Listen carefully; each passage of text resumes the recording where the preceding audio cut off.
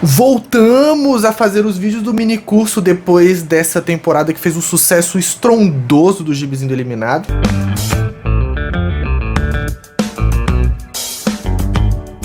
Então a gente volta a fazer os videozinhos aqui do mini curso. Então aqueles vídeos longos que vocês gostam, outros nem tanto, estão de volta!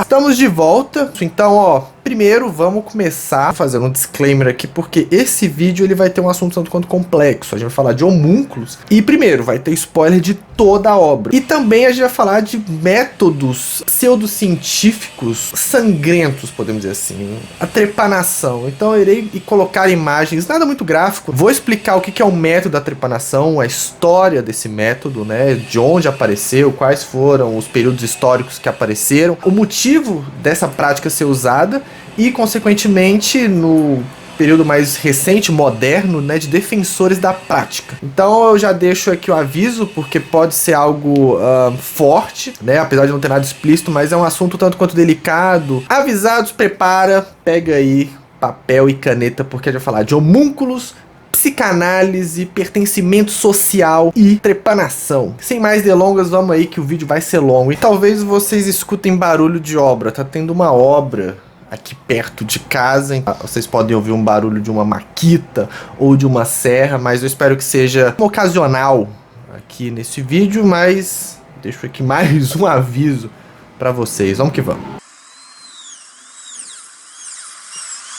Então vamos lá, falar sobre homúnculos, né? O que foi homúnculos? Foi um mangá escrito e desenhado pelo Yamamoto Hideo, publicado entre os anos de 2003 e 2011 na revista Big Comic Spirits, que foi essa revista foi casa de diversos autores, por exemplo, Asano Inio, Matsumoto Taiyo, Urasawa Naoki. Então grandes nomes dos quadrinhos trabalharam nessa revista, né? Então o Uzumaki, né, do Ito Junji, o Pum Pum, do Asano, 20th Century Boys, do Urasawa, o Tekken Kinkret, né, do Matsumoto, foi um dos títulos que foram publicados nessa revista, assim como vários outros aí, tem coisa pra caramba. Outras obras do Yamamoto também foram publicadas nessa revista, vale mencionar. Então assim, como que é a história? A gente acompanha a história do Nakoshi, um cara que vive dentro de um carro, né, de um Kia, que tá estacionado entre um local de moradores de rua, né? No Japão tem muito disso, de moradores de ruas viverem em algumas praças, né? Barracas e tudo mais. E um hotel de luxo. A gente não sabe por que ele tá ali até então, mas ele é um cara bem vestido, usa um terno e ele tem algum passado que tá ligado com esse hotel, de certa forma. Mas a gente até então não sabe por que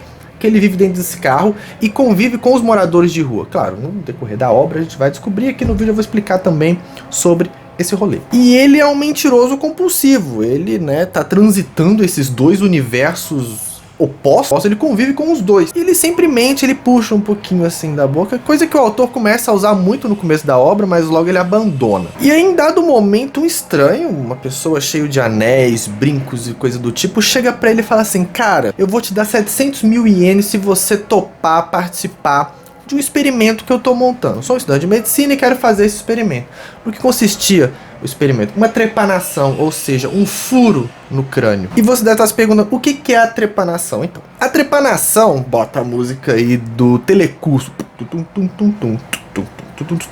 A trepanação é uma das formas mais antigas de cirurgias que a gente tem registro no mundo. Basicamente faz uma incisão no crânio da pessoa para diversos motivos. Gente que tinha algum transtorno mental, eles acreditavam que abrindo esse buraco podia liberar, sair o espírito que estava dentro da cabeça, ou então para melhorar a pressão sanguínea, outros para abrir o terceiro olho, portas percepções e coisa do tipo. Aqui no continente americano era muito usado em contextos ritualísticos. E também, se a gente pega na lógica medieval, por exemplo, tinha uma prática muito comum dos médicos da época, era sangria. A pessoa estava sofrendo de alguma coisa estranha no corpo, um comportamento anormal ou coisa do tipo, eles faziam uma incisão numa veia ou artéria e deixavam o sangue escorrer. Tinha muito disso também na Idade Média, de você fazer essa trepanação com um objetivo parecido com a sangria, para liberar, né, para fazer uma limpeza corporal sanguinolenta pra cacete no corpo do paciente. E assim, era um negócio bizarro, porque você tinha que abrir uma incisão, um buraco na cabeça da pessoa, e assim, a quantidade de óbitos por conta desse procedimento era enorme, incontável. Muitas pessoas morriam, fora que as que sobreviviam tinham sequelas gravíssimas pro resto da vida, até porque naquela época não tinha um conhecimento tão cabuloso assim da anatomia do crânio, do cérebro, coisa do tipo. Então, se você vinha com o cinzel, vinha com pá, pá, pá, dava porradinha, furava e, por algum motivo, força ou algo do tipo, causava um machucado no cérebro, já era. Causou uma lesão ali, meu amigo, puf, acabou. A pessoa ficava com transtorno pro resto da vida, né? Pensa aí, século, sei lá, 16 ou século 14, século 15, essas coisas, muita gente ia de vala por conta dessa loucura. E a partir dos anos 60, né, já modernizado, a prática retoma aos holofotes, à discussão, porque entrava em coisas místicas e ainda ritualísticas no meio, principalmente com o lance do terceiro olho. Tem um rolê aí da glândula pineal, que é uma área que fica mais ou menos aqui na cabeça, né, no cérebro, que você consegue enxergar espíritos, ou você tem um desenvolvimento cerebral mais intenso, né, meio que pseudocientífico, muitas das vezes.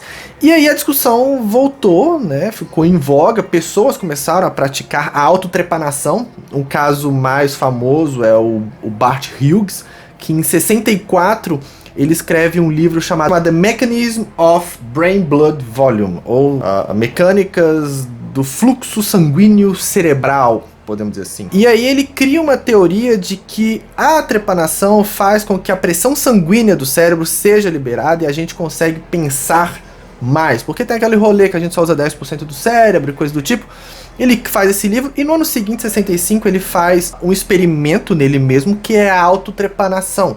Ou seja, ele pega uma broca de dentista, ele faz todo o procedimento, abre um buraco na cabeça para tentar provar a sua teoria que ele colocou nesse livro. Claro, não fez sucesso, obviamente, ele era problemático, mas ele era um grande pesquisador, mas ele é problemático, foi expulso de instituições de pesquisa por conta de ser defensor do LSD na época, que tinha ali uma perseguição contra a substância, né? E aí, tipo, ele sobrevive, né? Ele faz todo o procedimento, sobrevive, e ele vira, tipo, um defensor dessa prática, e mostra, ele fica, tem fotos recentes pós-procedimento, que ele tá com um rombo, assim, na cabeça, sabe? Sobrevive, é um dos casos que a autotrepanação sobrevive, mas assim, a ciência, a medicina já estava muito mais avançada, ele já tinha um conhecimento daquilo, ele conseguiu fazer. Anos depois, nos anos 70, uma pesquisadora famosa, principalmente com estudos de alucinógenos, né, a psilocibina, o LSD e outras formas de substâncias naturais ou sintéticas que causavam alucinação, né? A Amanda Felding, ela faz um vídeo, inclusive tem um status cult desse vídeo, chamado Heartbeat in the Brain, que ela faz um vídeo provando, né, ou não provando, mostrando a teoria do Bart Hughes da trepanação, ou seja, ela faz um vídeo de 20 minutos, é muito difícil achar na internet, acho que não tem por um motivo, acho que em fóruns bem obscuros você consegue encontrar, que é basicamente ela gravando todo o processo da autotrepanação. E o vídeo dela, o Yamamoto, né, o criador do Homúnculos, eu tenho certeza que ele viu esse vídeo e se inspirou muito, porque tem uma cena no mangá que o Nakoshi, ele vai fazer uma trepanação e é igualzinho o processo do vídeo. Eu não vi o vídeo, mas vi partes. Tem um documentário recente da Vice chamado Hamilton Pharmacopeia, que o último episódio da segunda temporada é sobre isso. Ele vai entrevistar a Amanda e durante esse episódio é mostrado cenas desse documentário que ela fez. Então você consegue ver todo o processo inicialmente, claro, não mostra a trepanação, mas mostra o processo dela colocando anestesia na região, colocando o cabelo para trás, e quando ela vai fazer o método, corta, e ela fala, é um episódio muito interessante, né? Tem outra parte também, são duas partes do episódio, tem sobre a Amanda e esse método dela, e sobre o outro pesquisador que faz estudos em cima da substância que causa a alucinação do LSD e coisa do tipo. Bem interessante. Vale a pena esse documentário, tem 2 temporadas até agora, e trata justamente desse uso de substâncias alucinógenas para N motivos. Tem um pezinho na ciência e um pezinho no místico. Ele balanceia muito bem esses dois universos assim acerca da substância, acerca do processo alucinógeno. Lembra, a autotrepanação é pseudociência, tá? Não vai sair daqui querendo abrir um buraco na tua cabeça para provar em teorias. Não faça isso, é perigoso, tá? É perigoso. Não faça isso de forma alguma. Não se inspire no Nakoshi, que eu vou explicar mais pra frente. Não se inspire na Amanda, no Hyuga, etc e tal. Não quer estudar isso? Vai estudar, mas não faça em si mesmo. E aí o cara oferece grana pro Nakoshi, o Nakoshi fala, velho, não quero isso aqui, eu não preciso, mas em um belo momento o carro dele é guinchado por motivos meio suspeitos. Foi guinchado naturalmente ou esse rapaz botou as suas mãozinhas ali pra guincharem o carro dele e aí o Nakoshi precisou pagar para tirar o carro do guincho, porque o Nakoshi vivia dentro do carro. O porto seguro dele era aquilo ali. Sem aquele lugar, ele não pertencia a local algum, nem com os mendigos e nem com os ricos do hotel. E aí ele fala, mano, eu preciso de dinheiro, vai atrás do cara e passa pelo processo. E aí tem todo um método, o cara tem um estúdiozinho em algum lugar, monta todo a sala operatória, né? E faz a operação. Esse estudo que esse cara quer fazer é basicamente essas pseudociências aí que eu falei, de você ter visões, de você ter uma atividade cerebral mais avançada, mais rápida, mais intensa, posteriormente ao furar da cabeça. Né? Então ele fala, o que você está sentindo depois desse dia? O que você está sentindo e tal. E aí o tempo passa, em algum momento ele põe a mão no olho e ele vê monstros. Ele vê pessoas deformadas com N formas e fica atônito com aquilo ali. E ele começa a entrar numa noia bizarra. E aí ele vai falar com o cara. E o cara fala assim, isso aí que você tá vendo são homúnculos. E agora a gente entra mais uma parte. Preâmbulo aqui pra parada. O que são homúnculos? Música do Telecurso 2000 de novo. Homúnculos basicamente é antigo. Não é tão antigo quanto a trepanação. Mas foi muito popular o termo do homúnculos na era medieval, principalmente, talvez um pouco antes, com o rolê dos alquimistas. Haviam tentativas dos cientistas de fazerem humanos artificiais. O golem e outras criaturas artificiais vêm da tentativa de fazer um homúnculo, que é basicamente uma pessoa pequenininha, um mini-homem, um mini-ser humano, podemos dizer assim. E tinha um rolê também ali no século XVII, né? Acreditavam que o espermatozoide, tinha a cabecinha do espermatozoide, e dentro daquela cabecinha tinha um mini-humano. E esse mini-humano já veio com todas as características, né, herdadas pelos pais ali. Só que o homúnculo aqui usado na obra, né, é voltado para psicologia. No caso, o homúnculo de Penfield. O que é o homúnculo de Penfield? Esse pesquisador, Penfield, ele faz uma representação psiconeuroanatômica do cérebro. Ou seja, o cérebro ele é dividido em duas partes, né, os lobos. E ele tem divisões. Cada parte do cérebro é responsável por uma parte do corpo. Só que o Penfield ele faz um rolê que é o seguinte: qual região do cérebro gasta mais energia e ele faz o quê? Aí ele criou uma esquematização, ele fez um corte, acho que radial, né? E coloca assim as divisões. A mão é o que tem a maior parte do cérebro, ou seja, a região do cérebro que é responsável pela mão, pelo tato e coisa do tipo, gasta mais energia do que ao do órgão genital, por exemplo. E aí eles pegam essa figura 2D e colocam um modelo 3D. Aí viram um personagem, um serzinho deformado, com uma cabeça muito grande, uma boca muito grande, mãos gigantes, pernas fininhas e um pênis pequenininho, por exemplo. Porque cada parte, o que é maior no corpo desse personagem, é o que o cérebro gasta mais energia para fazer com que aquilo seja funcional, entende? Então chamam essa criaturinha de homúnculo de Penfield. Então basicamente é uma esquematização entre energia e função.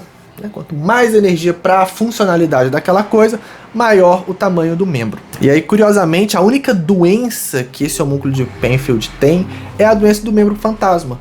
Porque o cérebro, mesmo que, por exemplo, você perde um braço, você perde a mão, você consegue sentir dor daquele membro que você não tem mais. Eles chamam isso de membro fantasma, a dor do membro fantasma. Tá, e voltando pra obra, né, o rapaz que fez a cirurgia no Nakoshi fala: isso que você tá vendo são homúnculos, e consequentemente veio desse teu furo. Ele fica meio assim, sem acreditar e tal, e o cara fala: ó, continua aí vendo e vai me falando.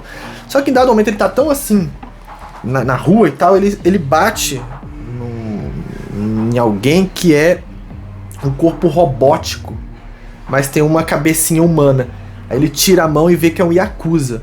E aí o Nakoshi pega assim no mindinho do Yakuza e deixa o Yakuza muito acuado, né? E aí começa a ter a história do homúnculos, começa a desenvolver nisso. O Yakuza pega o Nakoshi, leva e fala: a gente vai cortar teu mindinho, a gente vai cortar teu mindinho.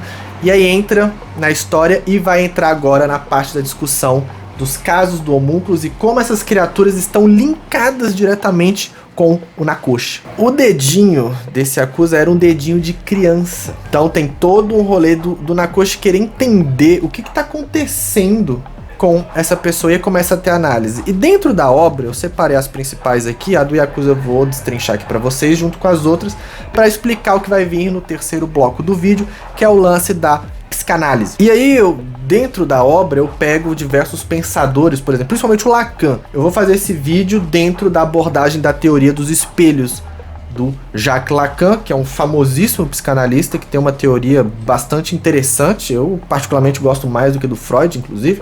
Mas, enfim, não vamos entrar no mérito quem é o melhor, quem é pior, coisa do tipo.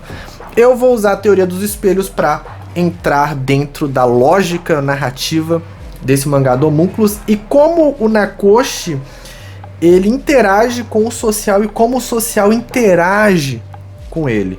Então vamos lá, vamos primeiro falar dos casos do mangá, né? Eu separei 5 aqui: o caso do Yakuza, da garota de areia, do peixe, do ovo e o sem rosto, né? O Noperabo. Então vamos cada qual. Vamos começar com o Yakuza. O caso do Yakuza é particular porque o Nakoshi ele vê o dedo de uma criança e desenterra traumas de infância desse Yakuza. Então todo esse episódio, toda essa parte, a gente descobre a vida, né, do Yakuza. Quando ele era criança, ele trabalhava junto com o menino colhendo arroz, se eu não me engano. E eles usavam a foice. Em dado momento, o Yakuza, sem querer, ele corta o dedo do amigo. Isso causa um trauma enorme na vida do Yakuza, que ele vai nutrir até sua vida adulta. O Yakuza, eles têm uma cultura de cortar, né, os dedos mindinhos de pessoas para mostrar confiança ou coisa do tipo. E é o que acontece. E ele tá todo robótico porque ele se prende dentro dessa casca robótica, mas deixa aquele mindinho, que é a coisa mais frágil dele, né? Ele tem medo do mindinho e coisa do tipo. A coisa mais frágil dele é o que causa o tremor nele. Ele tá ali, como se fosse um ponto fraco, né? Que destrutura todo o personagem. E o Nakoshi entra numa noia de tentar analisar aquele trauma, né? Ele se torna meio que uma espécie de psicólogo dentro desse rolê, e ele começa a desenrolar aquele fiozinho que está guardado dentro do âmago daquele Yakuza, e consequentemente o Nakoshi também se lembra de algo que aconteceu com ele que foi parecido, só que no caso ele não trabalhava no arrozal, no milharal ou coisa do tipo, mas em um momento o Nakoshi empurra um amigo dele contra um carro e esse amigo dele é atropelado. Então, de certa forma, o Nakoshi vê que tem uma proximidade entre a história desse Yakuza e a história de vida dele. E aí conflui numa coisa só. No final do rolê, aquela carapaça metálica do Yakuza some, fica somente aquela criança chorando, fragilizada por conta do episódio traumático que teve na infância. E no final dessa história, o Nakoshi vai para um espelho, põe a mão no olho e um dos braços dele tá metálico, tá robótico, assim como o Yakuza. E a partir desse momento, ele entra numa noia muito doida de que ele vai atrás de homúnculos que ele fica fascinado. E isso traz uma coisinha da teoria dos espelhos do Lacan, que eu vou falar mais pra frente, né? Que é justamente as histórias desses homúnculos que ele fica atraído é parecida com a história dele, porque o Nakoshi, ele é um personagem que ele sempre foge de si mesmo e de responsabilidades. Ele é um cara que sempre teve problemas de autoestima e de aceitação. Ele fez plásticas, ele se mudou, ele se transformou em outro ser humano. Vocês precisam saber que o Nakoshi é um personagem um tanto quanto narcisista, que fez muitas plásticas e esconde um passado. Ele foi uma pessoa rica, né? Ele abandona tudo isso porque nada daquilo fazia sentido para ele, não se sentia vivo. E aí quando ele encontra com esse Yakuza, ele começa a ter essa sensação de estar vivo. E aí ele decide ajudar outras pessoas. E aí vem pro segundo caso, a garota de areia. Ele vai conversar com o cara que fez a cirurgia pra ele, pra contar do que tá acontecendo. Ele vai contando, e o cara vai falando dos homúnculos, de como ele se enxerga e coisa do tipo. E ele fala, vamos num lugar pra você ver uma menina. Porque esse rapaz, né, que fez a cirurgia, tá atraído nessa menina de certa forma. E aí ele põe a mão aqui e vê que a menina é toda feita de areia. É uma menina desmorfa, sabe? Ela não é, como pode dizer, rígida, ela é arenosa. E aí o Nakoshi entra na noia de ir ajudar ela. E aí acontece uma das partes mais bizarras do mangá, que tem abuso sexual, tem traumas familiares no rolê. Basicamente a menina tem uns rolês no Japão de prostituição, não é bem uma prostituição, mas é tipo, meninas ficam num local porque elas recebem dinheiro para se mostrar para clientes, basicamente. Essa menina é uma menor de idade que tá dentro desse rolê. E o Nakoshi começa a conversar com ela e vai desembolando aquele fio que ele fez com o Yakuza de entender por que ela faz isso. E é um caso muito complexo para ele, porque ela é uma personagem muito densa para ele lidar. Tanto que são vários volumes só nessa relação dele com essa menina. E aí depois ele descobre que ela não é feita de areia, e sim símbolos, caracteres, porque ela fazia as divulgações do programa e coisas tipo pelo celular, caracteres, e ela entrava em personagens diferentes para cada cliente. Então ela era uma personagem completamente cheia de caracteres, e tinha um lance de desejo dela com repressão familiar.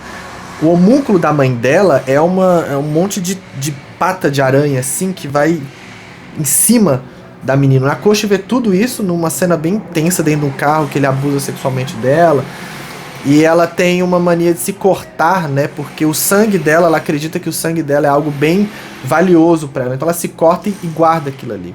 E o Nakoshi bebe o sangue, que é tipo um soma da vida e tal, e vira uma noia pesadíssima. É tipo vazio. E aí resolve a parada e depois a perna do Nakoshi tá igual o homúnculo da menina, arenoso, e ele fica, caraca. Então já deu pra perceber que ele vai absorvendo, porque cada caso que ele vai encontrando, ele vai interligando com a sua vida. O Nakoshi, ele tem um comportamento muito estranho, que ele bebe o próprio sêmen dele. Ele se masturba, goza na mão e bebe, porque aquilo ali faz ele se sentir vivo igual o sangue da menina que ela guarda, né? A menina também tomava, de certa forma, do sangue dela e tal.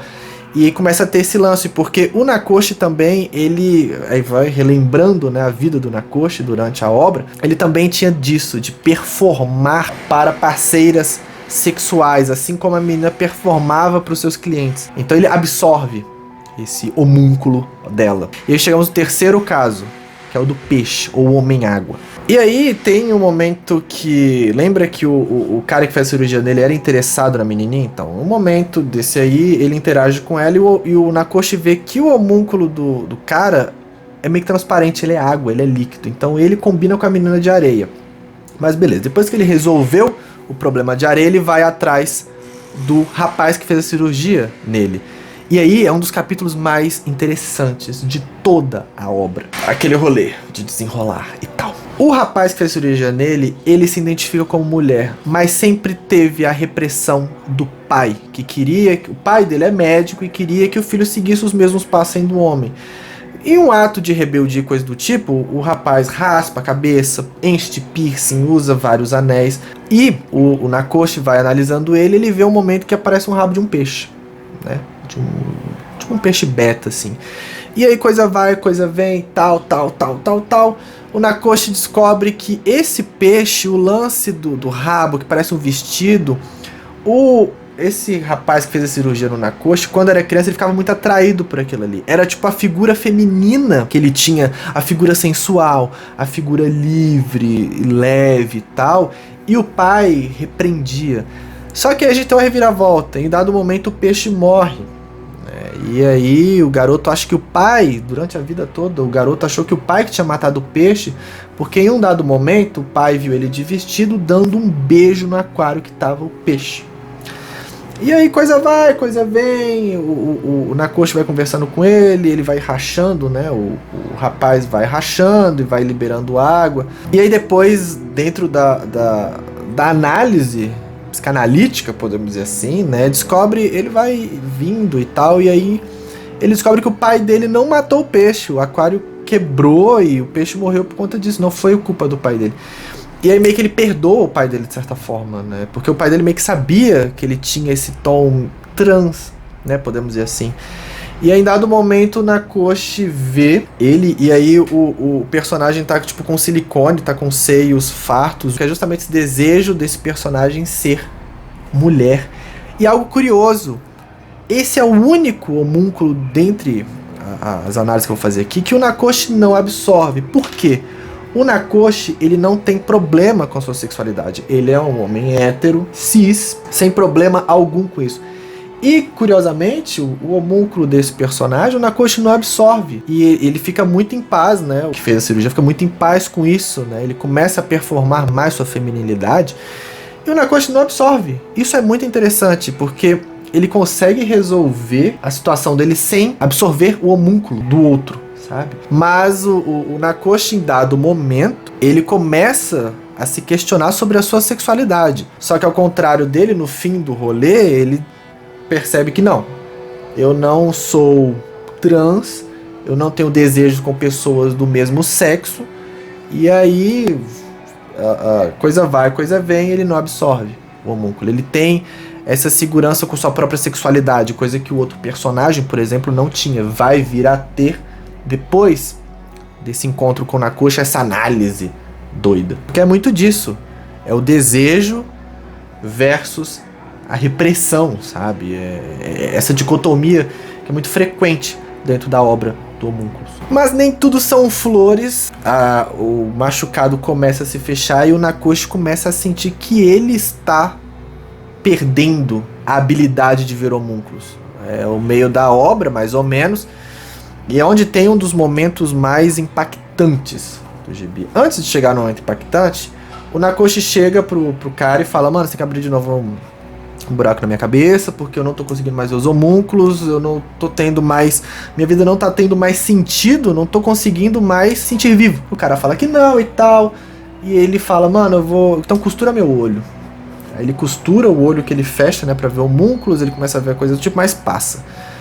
E aí o Nakoshi engambela esse rapaz que fez a cirurgia nele e rouba o kit que ele usou pra fazer a trepanação. E aí, gente, acontece uma das cenas mais intensas que eu já vi em todos os mangás que eu já li, em todas as obras em quadrinhos que eu já li, que é justamente quando ele faz a autotrepanação. O Nakoshi não tem conhecimento algum de anatomia, não tem conhecimento algum de medicina, mas ele pega a broca, põe na cabeça e faz todo o processo em uma sequência de páginas extremamente impactante. Por isso que eu falei no começo do vídeo, eu acho que o Yamamoto viu o filme da Amanda, porque a cena é muito parecida, tem todo o processo, a anestesia, o durex aqui pra abrir a região e tal, e aí, cara, dito e feito, ele põe assim num banheiro público, ele põe a broca, fura, cara, ele sente a dor, e é uma sequência de páginas incríveis, extremamente agoniantes, é sério, é um rolê muito impactante. E aí ele volta a ver os homúnculos e ele vê de uma forma mais impactante. Ele já tinha visto que um mendigo, ele tinha um formato de um ovo cromado, e ele fica muito curioso para saber sobre esse mendigo, até que ele vai e conversa com ele e a gente descobre sobre a vida do mendigo e mais da vida do Nakoshi. O Nakoshi, depois que ele fez plástica, ele ganha dinheiro e vai trabalhar numa empresa, uma multinacional bancária. E o Nakoshi, ele é narcisista e tem um pezinho ali na psicopatia. Não é muito assim, o caso patológico dele é mais narcisismo que a psicopatia. E aí um cliente estava devendo um dinheiro danado pro banco, ele simplesmente cagou e falou: vamos tomar casa e tudo que esse cara tem. E esse cara nada mais é do que esse mendigo que ele viu em formato, o homúnculo desse mendigo, que era um ovo. E aí tem todo o trabalho de desenrolar, e aí junta a história desse morador de rua junto com a história do Nakoshi numa coisa só. E o Nakoshi, ele é esse ser narcisista, perfeito e tudo mais, ele se sente a última bolacha do pacote, porque ele ajuda todo mundo, ele lida com esse cara e é um momento de fragilidade do Nakoshi, porque ele sente remorso por aquilo que ele fez, e aí entra o misto que o ovo é se isolar numa casca, e esse ovo ataca. Tem que ter muita coragem. Em dado momento da interação dos dois, o Nakoshi, ele inverte os valores. Ele põe É como se ele sentasse no divã e jogasse tudo aquilo. E ele revela toda a vida dele, tem todo o rolê da coragem dele. Ele solta tudo aquilo que estava guardado dentro dele pro mendigo, e o mendigo, cara, foi você. E aí entra o rolê da vergonha de cada um. O mendigo tem vergonha da família dele, tal. No final se entendem. E aí o Nakoshi olha pro espelho e a cabeça dele é um ovo cromado. Só tem um buraquinho, que é o outro olho dele. Assim como o ovo cromado só tinha um buraco, que era o olho desse morador de rua. E ele era desmorfo, ele trocava de forma, sabe? E, ao contrário das outras coisas que aconteceram, no dia seguinte esse morador de rua está enforcado numa árvore. E aí é um choque pesadíssimo pro Nakoshi, porque todas as pessoas ele meio que ajudou, esse não. Só que ele já tá com o corpo todo quase formado por outros homúnculos, sabe? E é muito legal essa relação, né? Das histórias desses personagens se entrelaçando com a história dele, que a gente vai descobrindo no decorrer da obra quem foi o Nakoshi. Só que até onde eu falei, vocês sabem que o Nakoshi fez uma plástica, e é esse último homúnculo, que é o final do mangá, que a gente descobre quem foi o Nakoshi antes da plástica. Ele encontra uma mulher, e essa mulher, o homúnculo dela, até então não tem. É apenas o rosto dela, ou um vasto, uma sombra preta no rosto dela. Ele vai conversar com o cara que fez a cirurgia pra ele e tal, e ele fala, cara, eu conheci uma mulher que via homúnculos sem necessidade de ter feito isso, mas ela não via como eu, ela desenhava os homúnculos. Fazendo um resumo, essa mulher, assim como o Nakoshi, antes de fazerem as plásticas, o Nakoshi e essa mulher se relacionaram sexualmente e tudo, mas ele achava ela muito feia e ele não amava ela por conta disso. Assim, depois, o Nakoshi também se achava feio, ele faz uma plástica para se sentir mais aceito na sociedade, porque ele foi julgado, não tinha oportunidades, porque ele era feio. E aí ele faz a plástica, ele troca de rosto, é tanto que um momento ele nem se lembra de como era o rosto antigo dele, ele troca de rosto, troca de vida. E essa mulher depois ela faz plástica também. E aí depois ele fica naquela dúvida, ele conhece ela por essa sensação, mas ele não sabe quem ela é. E depois revela, ela fala que fez plástica, ele relembra de todo aquele rolê da escola, dele ser humilhado, dele de se sentir invisível por não estar ligado, não estar conectado de certa forma com a sociedade. E aí entra um rolê muito doido e ele fala assim pra ela, eu vou fazer uma trepanação em você. Você topa fazer esse negócio? Aí ele faz uma trepanação nela. E aí acontece uma das coisas mais bizarras de todo o mangá. Quando ele põe a mão, o homúnculo é ele mesmo. Ele se tornou o homúnculo. Depois que ele se limpa desse passado, ele não introjeta. Ele não precisa mais de introjetar, sabe? Porque o homúnculo que ele vê eram projeções. E depois ele confessar, ele tá aberto. Ele não precisa mais introjetar nada. Porque o rolê do homúnculo é isso. Tudo que ele guardava ali, ele via projetado nas outras pessoas. Aquilo que estava dentro dele, introjetado. Ele não precisa mais fazer isso. A partir do momento que ele se vê ali, e aí todo o narcisismo dele vem lá, ele se relaciona sexualmente com ele mesmo. Então a cena muito doida que ele põe o machucado dele com a da mulher e vem uma glândula assim, como se fosse a glândula pineal, e mostra os vasos sanguíneos do cérebro. Ele entra num gozo real que ele não tinha há muito tempo, ou seja, ele só consegue o orgasmo ao transar com ele mesmo. Não tem nada mais narcisista que isso. A partir daí, quando ele vê que a outra pessoa, o homúnculo da outra pessoa é ele mesmo, dá o estalo. Não há mais necessidade dele se analisar. Tudo agora é ele, tudo agora é a projeção dele, não tem mais nada. Agora ele se sente vivo. E aí ele sai do hotel depois de transar com essa mulher, ele desce assim na rua e todo mundo tem o rosto igual dele. E aí ele fica, eu estou no paraíso ou no inferno? E basicamente ele se vê em todos, é ele se sentir pertencente, sabe, vivo. Todo mundo com a mesma cara que a dele. Finalmente, ele não precisa mais se esconder. Ele começa a enxergar todo mundo como homúnculo dele mesmo, cara. Olha que loucura essa parada. E aí o gibi acaba, e aí tem uma cena pós-crédito, depois, que é, a gente vê ele depois de um tempo cheio, ele anda com um tapa-olho, ele tá sempre vivendo nesse mundo de ilusão, nesse mundo dos homúnculos. Ele tá careca, com vários furos assim na cabeça. E aí aparece uma mulher, ele tá na beira do mar assim, aparece uma mulher, que na verdade essa mulher é o cara que fez a cirurgia pra ele. finalmente o cara transicionou mesmo, se veste como uma mulher, age como uma mulher. E o Nakoshi vê ele normalmente, ele não vê como a versão dele, porque ele, o que fez o procedimento cirúrgico, é o único que o Nakoshi não absorve, porque ele não tem nenhuma pendência, nenhum problema com isso. E aí ele abraça o Nakoshi já tá doido, podemos dizer assim, e ele abraça e fica chorando, né? Ela, no caso, abraça e fica chorando e fala, cara, é tudo culpa minha, isso tudo aconteceu por causa de mim e tal. E o Nakoshi fala, cara, não foi nada disso, não foi culpa sua. E aí tem uma cena que eles estão se abraçando e o Nakoshi pega a mesma broca e põe atrás da cabeça dela que tá abraçando ele. E ele vai fazer o método de trepanação, mas antes dele fazer, aparece a polícia. E quando ele sai do carro, ele tá deslumbrado e fala, oi pessoal, oi, dá tchau assim, dá um oi pro pessoal.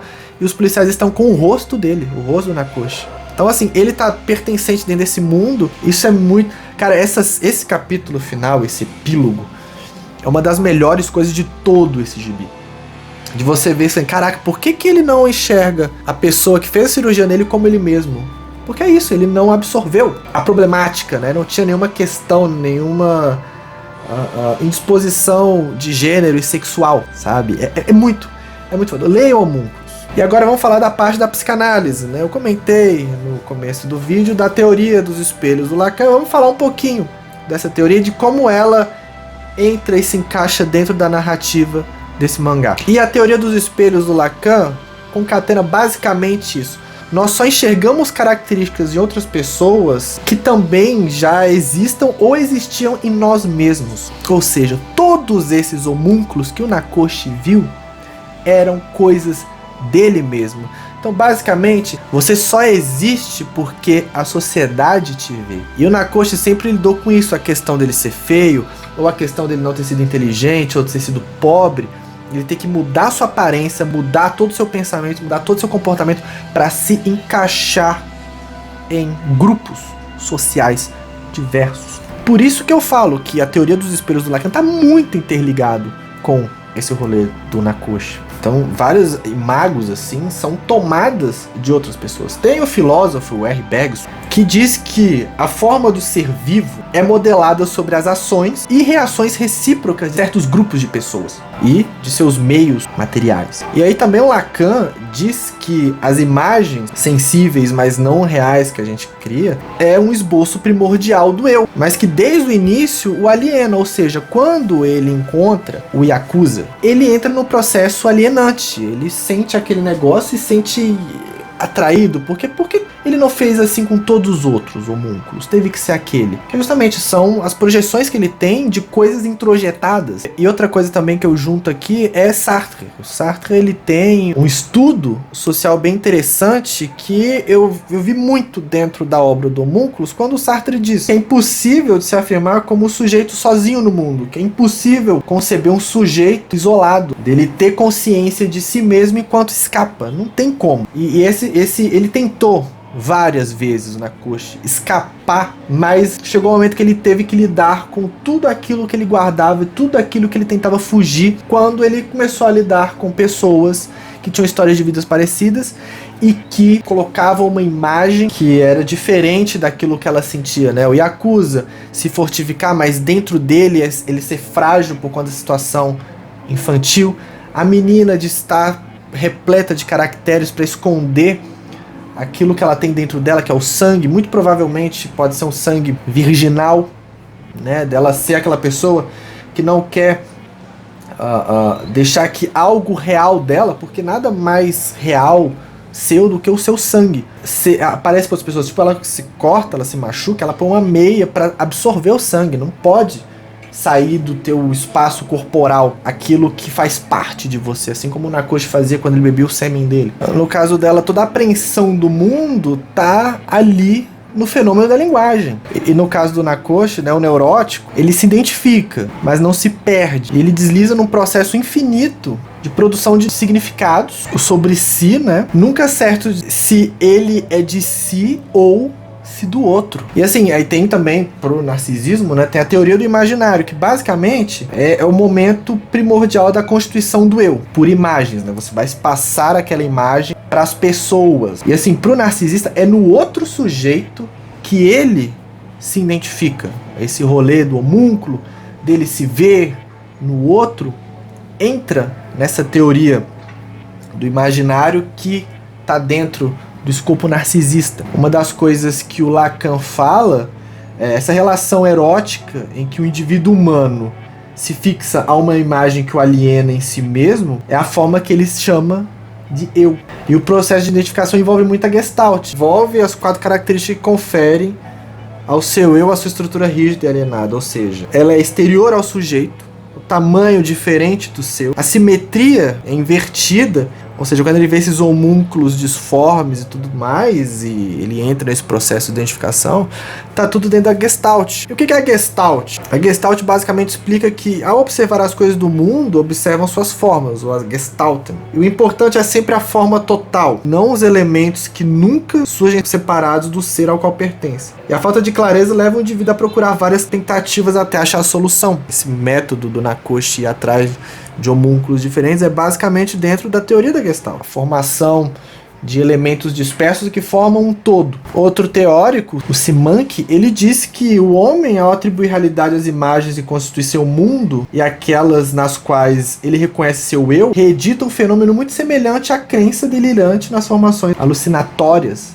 do psicótico. E basicamente um resumo do homúnculos é: o desejo humano é sempre um desejo alheio. E no final do gibi a gente tem algo que o Bowie fala assim, perfeito. A constituição do eu já é também a sua própria destruição. Quando o Nakoshi ele entra nesse processo de entender quem ele é mesmo, do eu, é onde tem a ruína dele. Ele fica encafifado com aquilo, se isola ainda mais, vive no mundo só dele, onde ele enxerga todas as pessoas como ele. Nesse momento que ele tá nesse carrinho dentro do cosmos somente dele, é o que eu coloco aqui como quando ele chega de fato no Umwelt. O conceito do Umwelt, né, Umwelt do alemão, a gente pode traduzir como mundo egocêntrico.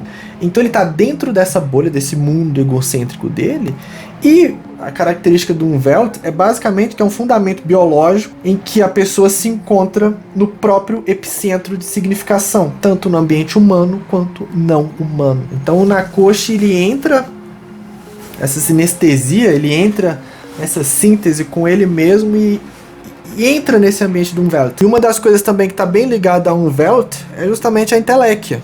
Quando Nakoshi realmente chega no processo da entelequia, que basicamente é a total realização do personagem, né?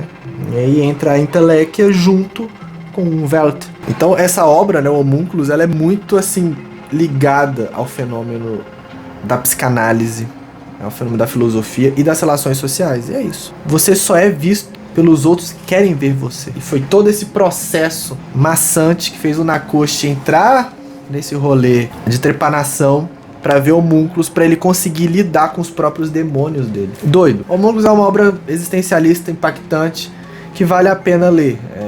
É algo bem interessante e, assim, Yamamoto... Inclusive, Yamamoto fez It the Killer, Hikari-kun e outros títulos, que é bem legal. Anos depois, fizeram um livro chamado Eye of the Homúnculus, que é um terapeuta, um comportamentalista japonês. Ele faz um livro de técnicas de sedução usando seu corpo e sinais, assim, sabe?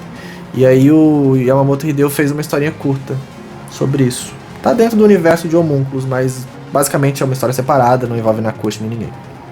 Fica aí a curiosidade pra vocês. Bem, então é isso, espero que tenham gostado. Foi intenso, mas eu li esse gibi e falei, cara, eu preciso fazer um vídeo sobre isso, porque é de assuntos que eu gosto muito da psicologia, né? Estudei psicologia durante quase 3 anos, e aí eu falei, cara, eu tenho que fazer um vídeo desse, e foi um vídeo longo. Na edição isso aqui vai ser longo, mas é isso. Espero que tenham gostado. Um beijo pra vocês e até o próximo vídeo. Comentem, compartilhem, dê like. E é isso. Nos vemos na próxima.